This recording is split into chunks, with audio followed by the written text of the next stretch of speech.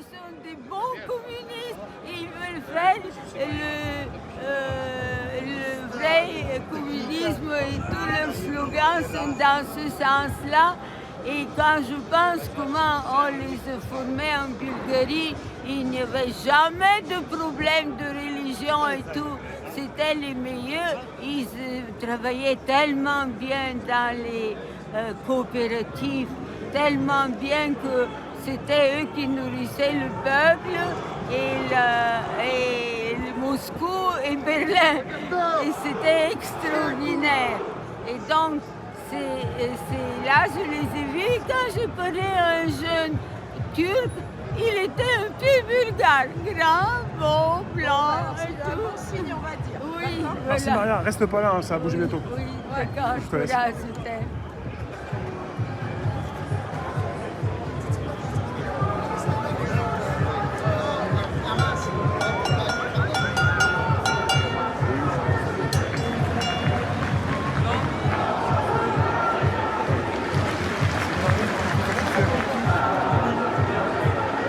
Attention à monter là, ça va monter l'attention pour tout le monde. Pour les gendarmes, la police, la hiérarchie, tout le monde.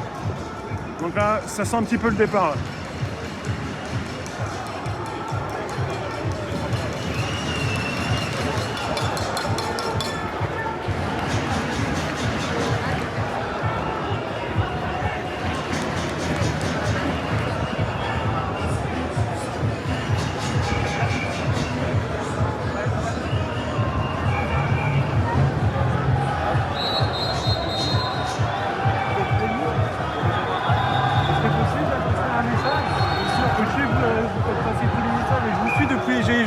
Et c'est la première fois que je vous vois. Votre prénom, jeune homme? C'est Quentin. Quentin. Et justement, en Vous fait, venez d'où? alors je viens de Douai, mais je suis originaire de la petite ville de Fourmies. Et la petite ville de Fourmies, en fait, elle est Fourmies. très importante pour le 1er mai. Parce que le 1er mai 1891, il y a eu justement des ouvriers qui ont été assassinés alors qu'ils défilaient pacifiquement. Ah oui. Et justement, en fait, la semaine dernière, en fait, avant de venir ici, je me suis dit, au lieu d'aller manifester à Fourmies, parce que ma mère y va, je me suis dit, je vais plutôt aller à Paris, quoi. D'accord. Et du coup, justement, j'avais écrit, je suis un poète, en fait, et j'écris de la poésie. Et en fait, en écrivant cette poésie, je me suis dit, mais en fait, c'est un discours que tu as envie de faire. Et vu que j'ai pas des médias pour pouvoir dire ce que j'ai envie de dire, je me suis dit, ah tiens, Rémi, je le suis. Plusieurs milliers, ils sont près de 4000 à vous écouter. Bon, bah, je vais le faire alors. On va faire comme si j'étais devant la foule, quoi, Voilà. et puis voilà. Alors, je m'appelle Quentin, je suis originaire de la ville de Fourmies, une ville connue pour tout syndicaliste, car le 1er mai 1891, des ouvriers furent assassinés alors que pacifiquement ils voulaient manifester. Même si je suis né un siècle après, je n'ai toujours pas digéré l'injustice qu'il y a eu à Fourmies et l'injustice qui règne encore aujourd'hui pour toutes les petites fourmis que vous êtes ici, des fourmis travailleuses dont les maigres profits que vous récoltez me révoltent du plus profond de mon cœur, alors que ce sont vous les travailleurs qui faites tourner la machine à billets, c'est vous les travailleurs qui produisez ces richesses à n'en plus compter, tellement les poches peuvent déborder chez ceux qui vous confisqueront ces billets en vous jetant une petite pièce pour vous calmer. Et vous savez, ce matin, avant de venir manifester ici, j'ai voulu passer au cimetière du Père-Lachaise. Je voulais rendre hommage à certains qui nous ont précédés et je suis tombé par hasard sur des personnes rendant hommage à ceux qui sont tombés dans le passé, à ceux qui sont battus de nombreux 1er mai. Et quelqu'un a dit que l'on oubliait avec le temps ce qu'était le 1er mai, mais cette personne, je veux la rassurer, on n'oublie pas, on n'oubliera jamais. Ma génération aussi se souvient de ce lourd passé. Pourtant, un jour quelqu'un m'a dit qu'il ne fallait pas vivre pour les morts et plutôt aller vers les vivants. Je suis d'accord, mais pour autant, il faut se souvenir du passé et des morts pour devenir pleinement des héritiers bien vivants, des héritiers bien pensants, des héritiers qui, à l'instant présent, continuent de se battre contre les faux puissants. Et ce matin alors, au Père-Lachaise, quelqu'un a dit qu'il ne croyait pas en Dieu. Et moi-même, j'y crois. Je crois qu'il peut nous aider dans tout ça. Et c'est pourquoi, lorsque j'ai continué mon chemin, je suis tombé sur la tombe d'Edith Piaf qui chanta « Mon Dieu, et je ne regrette rien ». Alors je me suis dit que moi aussi, je ne devais rien regretter. Et même si après avoir vu Piaf, j'ai pu tomber sur la tombe d'Eugène Delacroix, je sens aujourd'hui que la liberté guidant le peuple ne suffit pas, bien que cette liberté a toujours guidé mes pas. Et Michel Delpech, qui est près de Monsieur Delacroix dans ce cimetière, le chantait si bien lui-même. Dieu, mais que Marianne était jolie. Et elle est encore jolie aujourd'hui. Mais il faut bien que quelqu'un vienne lui rendre justice aujourd'hui. C'est pourquoi, depuis les morts qui nous ont tant inspirés, ces morts qui ont écrit, qui ont chanté, qui peignent la liberté, je viens humblement, face à vous les vivants, vous montrer que si la France aime autant la liberté, c'est qu'au travers de cette liberté se cache une grande part de vérité. Et comme Piaf le chantait, et comme je ne veux rien regretter, je veux aussi vous parler, si vous le permettez, avec ce qui guide mon cœur, en cette occasion qui me vaut l'honneur de vous parler sans filtre et sans peur. Si c'est trop long, tu me le dis, hein. Sinon je continue. Non mais là on pourra pas. Je risque de prendre au moins 10 minutes. Vas-y. Alors, aujourd'hui je viens vous parler, pas seulement avec la veste rouge qui symbolise le sang versé par mes ancêtres de fourmis, tombé le 1er mai. Je suis aussi venu avec un brin de jaune, un brin de soleil, car je regrette aujourd'hui que certaines institutions religieuses ne soient pas présentes à vos côtés, alors que certains de ces représentants mangent à la table des faux rois, pendant que vous êtes là. Et peut-être n'attendez-vous rien d'eux, mais laissez-moi vous dire ce discours qui parlera à la fois aux athées de ce pays, mais aussi à ceux croyant encore en Dieu. Pas un Dieu qui impose sa volonté, mais un Dieu ayant compris par quel pacifisme nous agissons et pourquoi alors demain nous gagnerons. D'avant, je m'excuse pour ceux qui ne voudront pas m'entendre. Je ne leur en voudrais pas. Prenez simplement ce qu'il y a à prendre pour que nous puissions continuer le combat tous ensemble. Pour moi, la poésie est l'arme la plus pacifique face aux violents d'aujourd'hui. Alors voici cette poésie que j'ai écrite sans savoir si un jour je pourrais vous la lire. Elle s'intitule « La plus grande des victoires ». C'est un texte pour vous dire qu'il ne faut pas perdre espoir. Cette poésie commence donc comme suit. J'ai compris aujourd'hui qu'il faut rester jusqu'au bout pacifique. Il faut surprendre ce monde qui n'appelle qu'à la violence, qui ne génère que de la violence en leur répondant pacifiquement. Non pas pacifiquement dans le sens où se laisser faire pousse à nous faire taire, non, un pacifisme qui pourrait provoquer un pacifique soulèvement dans ce pays et sur toute la terre également. Je sais alors aujourd'hui que ceux qui accumulent petit à petit les victoires, pendant que nous accumulons petit à petit les défaites, alors ceux qui gagnent ne comprennent pas qu'ils accumulent les petites victoires et que nous accumulons les petites défaites qui feront qu'un jour la plus grande des victoires nous sera offerte. Les faux puissants qui cherchent à absolument gagner en se fichant de la vie populaire, de la vie où le bon sens ne veut pas se taire, ces faux puissants-là vont au final perdre. Ils ne vont pas perdre parce que nous voulons qu'ils perdent, ils perdront parce qu'ils se perdent eux-mêmes. Car à force de vouloir gagner, gagner, gagner et encore gagner, ils se perdent en vérité. Pendant ce temps-là, je veux dire au monde entier qu'une grande victoire nous est promise. Non pas parce que je vous la promets, car ce n'est pas à moi de vous la donner. C'est à vous de la chercher, c'est à vous d'aller la chercher, en vous rendant compte vous-même de qui peut vous la donner. Celui qui nous donnera cette victoire dépasse notre imaginaire daté, nous promettant que nous seuls sommes maîtres de notre destin et que je confirmerai bien par cette même phrase. Oui, nous seuls sommes maîtres de notre destin, car le libre arbitre est en notre sein, mais la vérité doit aussi être la clé en se rendant compte de qui peut nous la donner. Cette clé, vous l'avez, parce que quelqu'un de plus grand que n'importe qui ici vous l'a donnée depuis que vous êtes né.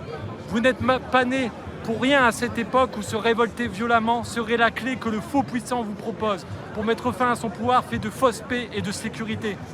La clé, c'est se révolter, mais avec des armes que seule la poésie peut nous offrir, dont le faux puissant se moquera ensuite quand vous utiliserez des mégaphones ou des casseroles, car il ne comprendra pas le message que nous tentons de lui envoyer sans rien casser physiquement, sans couper des têtes physiquement, sans vouloir tout brûler physiquement. Car non, le faux puissant n'a pas compris qu'il brûle déjà de l'intérieur et qu'il se consumera par lui-même s'il n'écoute pas la véritable parole d'un peuple ne se soumettant plus à part envers celui qui les guidera, celui qui n'est pas encore là, bien qu'il soit présent partout, à qui veut le voir parmi nous. La clé, elle est là. Ce n'est pas à moi qui vous la tends de mon bras. Je vous montre simplement qu'elle est là, qu'elle a toujours été là, et que je ne sers que celui qui me demande de vous montrer qu'il veut vous tendre la main à l'arrivée, tant que vous resterez juste et honnête dans vos idées. Ne cherchez pas à gagner, cherchez à avoir la raison à vos côtés, et alors vous gagnerez. Peut-être que des petites défaites s'accumuleront au fil des années, mais un jour, je vous le dis, vous gagnerez. Je veux également dire à tous les faux puissants qui dirigent ce monde qu'il est peut-être encore temps de changer. Je dis peut-être, car je n'ai pas le pouvoir de dire avec une certitude extrême si vous avez encore la capacité de changer dans vos idées sans vous sentir influencé par celui qui veut vous raisonner. Je vous le dis, à vous les faux puissants, qui n'êtes pas là parmi nous, car vous nous regardez derrière des écrans, vous les faux puissants, vous êtes inconsciemment dirigés par un esprit se croyant puissant, car il vous promet puissance et argent. Je vous le dis, vous devez abandonner ces faux amis, ou les convaincre aussi d'abandonner tout faux profit qui irait à l'encontre du beau sens, ces faux profits qui n'iraient que dans leur poche, dont le sang coule abondamment à profiter de tous ces travailleurs innocents. Je vous le dis, cette parole n'est pas mienne, elle ne m'appartient pas en tant que telle, elle n'est que la conséquence de votre monde. Il n'appartient qu'à vous, entre autres, de la prendre afin de mieux comprendre pourquoi nous en sommes là à présent. Vous, qui vous croyez puissants, prenez-la, prenez cette parole, mais plus jamais de chercher à la posséder pour mieux la manipuler, pour mieux la déformer, pour qu'elle convienne à vos idées. Ce n'est pas un avertissement, ni une menace également envers les faux puissants. Ceci est le conseil d'un enfant qui ne veut plus que l'on reproduise les délires du monde des grands. Parler d'un enfant ne doit pas être aussi une raison pour vous dire que vous êtes supérieur aux idées qu'il aurait dans la tête et dans le cœur. Ma tête est bien pleine, pleine de vos discours que j'ai assez entendus, que nous avons assez accueillis. Certains soirs où nous pensions que la finance serait régulée avant de ne trahir cette parole en faisant émerger dans le même temps la tête pensante de cette bête immonde qui, à la prochaine élection, dirigerait finalement, définitivement, ce pays et ce monde. Car ce n'est que lorsque l'on remarque que cette bête surgit de l'ombre dans notre pays que tout s'éclaire alors dans notre esprit. En se rendant compte que vous, les faux puissants, vous devenez tous dirigés par la même tête pensante, la tête gouvernée par le roi argent. Pour autant, je veux encore convaincre ceux qui l'ont servi de retrouver le bon chemin, car peut-être le temps n'est pas venu de couper définitivement ces têtes qui servent cette bête depuis des décennies dans ma mémoire d'homme vivant ici. Jusqu'au bout, je vous le dis, nous serons pacifiques. Nous devons envoyer le signal au ciel que nous avons compris le message que nous avait délivré celui qui fut en son temps sacrifié sur la terre. Les sacrifices ne valent pas rien. Et c'est pourquoi sur ce chemin, il faut continuer à marcher sans rien céder à cette violence instituée par une bête voulant qu'on s'entretue, pendant que je vous dirai, de chaque côté de l'échiquier, que l'heure ne doit pas la servir, ne doit pas servir son idéologie. Arrêtons de nous taper, et si en face, on nous tape, on nous matraque, on nous coud de poing, alors qu'il en soit ainsi, que Dieu voit ce qu'ils nous font subir, avec toujours dans notre ligne de mire cette justice et cette vérité à défendre, sans tomber dans le piège du quartier de la défense, où les faux puissants tomberont par notre volonté pacifiquement, à moins que le ciel vienne nous délivrer autrement. Et pour le moment, je veux aussi m'adresser à celles et ceux qui hésitent encore et qui sont derrière cet écran, qui nous regardent. À vous, je vous le dis solennellement, l'heure est venue. Votre moment est venu si vous décidez de nous rejoindre, si vous arrêtez de répondre aux instituts de sondage et qu'enfin les 70% de gens d'accord avec nous défilent dans nos rues avec nous. Venez avec nous, croyez en vous, croyez en nous, car nous savons au plus profond de nous que cette lune n'atteindra son but que si nous nous affichons unis dans nos rues. N'attendez plus que quelqu'un vous dise ce que vous devez faire aujourd'hui. N'attendez pas que la télévision appelle à la révolution. Non pas une révolution avec un E accent aigu, mais une révolution avec l'accent circonflexe pour que nos rêves d'évolution émergent dans la réalité de ce monde. Soulevons-nous pacifiquement dans ce monde. Servons le bon sens et la vérité. Arrêtons de nous faire des croche-pieds. Marchez enfin ensemble à nos côtés. Venez. Pas parce qu'on vous le demande. Demandez-vous qui vous servez en décidant de nous regarder sans lever le moindre pied. Venez. Ne nous regardez pas. Rejoignez-nous comme dira la foule. Venez et vous verrez que tous ensemble, nous pouvons rêver d'un monde où la justice et la vérité viendra, peu importe ce qu'en décidera notre mauvais roi. Qu'il le veuille ou non, si lui non plus ne nous rejoint pas, il tombera avec ceux l'ayant amené là, au plus haut de ce pouvoir où il aime gagner.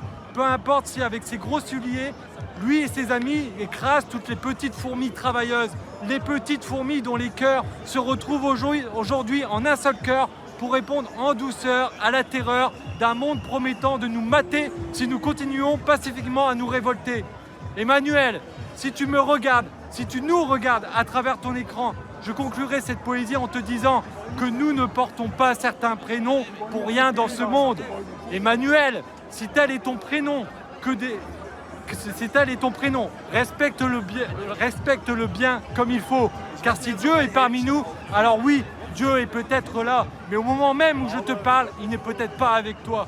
Emmanuel, peut-être que nous ne sommes que des petites fourmis comparées à toi, que nous n'avons pas toute la lumière des médias, mais nous, la lumière, elle se cache là, elle se cache dans nos cœurs et dans nos têtes. Et c'est pourquoi aujourd'hui, le plus grand des lions de ce monde a donné le pouvoir à une petite fourmi de rugir ici. Oui, je suis originaire de la petite ville de Fourmi, mais aujourd'hui, c'est bien à Paris que toutes les petites fourmis travailleuses de ce pays sont venues de toute la France pour te dire à toi, faux roi de la France, qu'il est maintenant temps de nous écouter, car pacifiquement, nous continuerons de combattre tes idées au nom de la justice et de la vérité.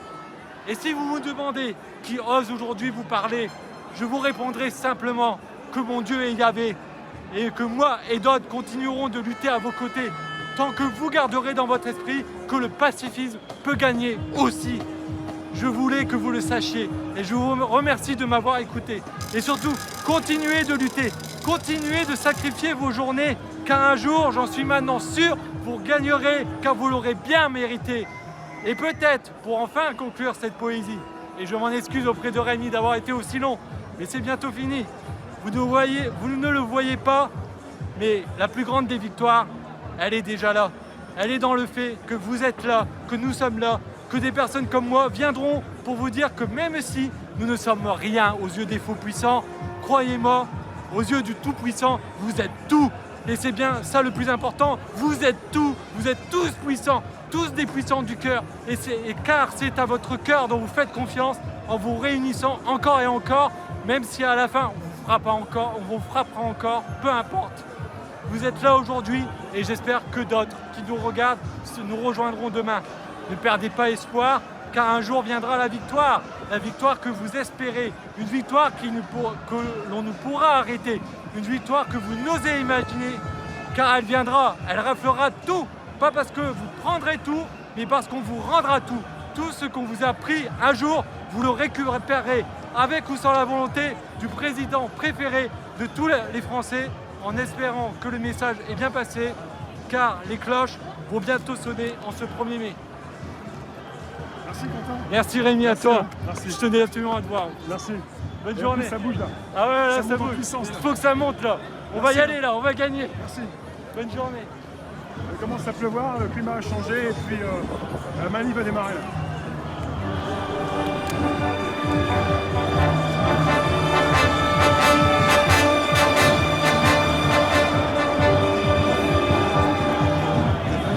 Non, rien de rien.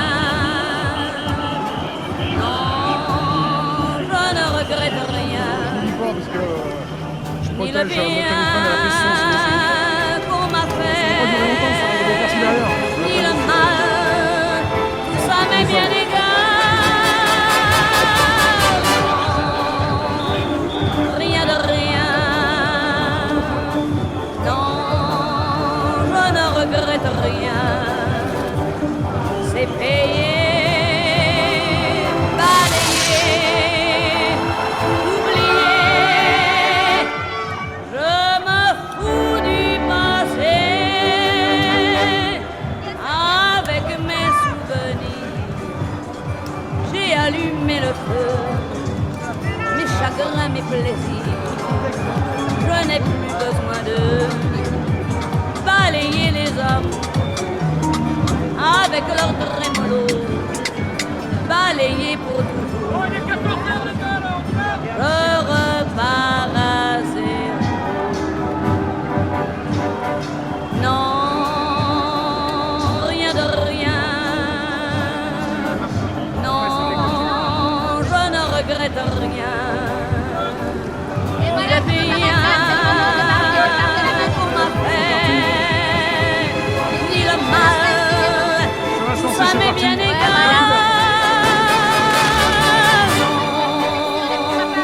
Non, rien de rien. Non, je ne regrette rien. Car ma vie, car mes joies, aujourd'hui, ça commence avec toi.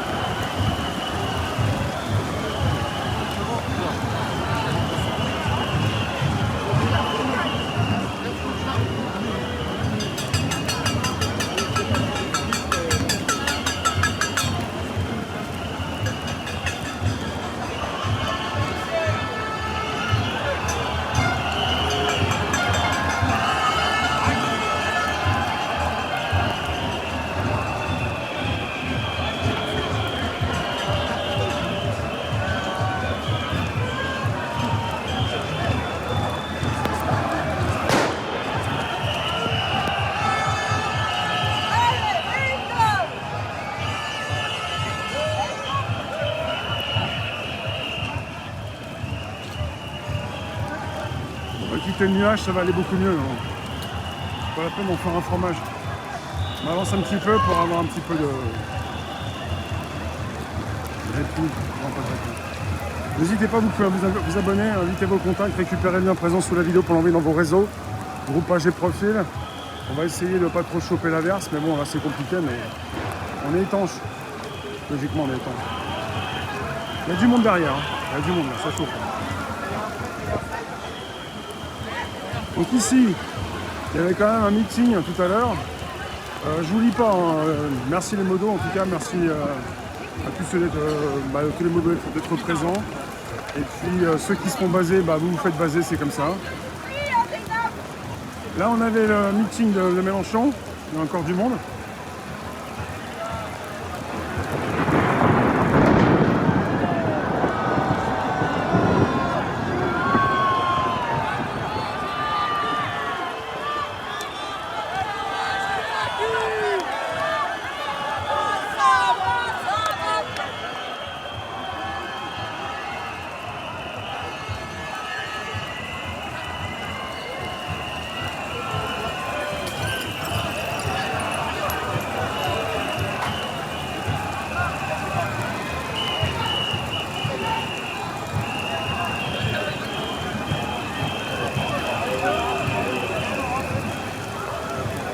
C'est un désastre, c'est un véritable désastre. Mais bon, après, on va se sécher après.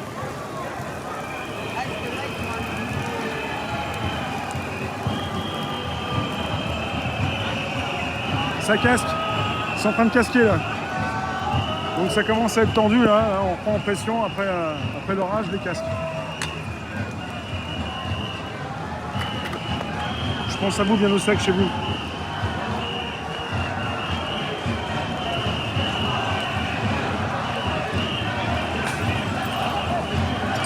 Là-bas, ça caillasse là-bas. Ça sent les projectiles là, ça caillasse. Ils sont en train de casquer parce que ça caillasse. Voilà. C'est bon, je suis protégé.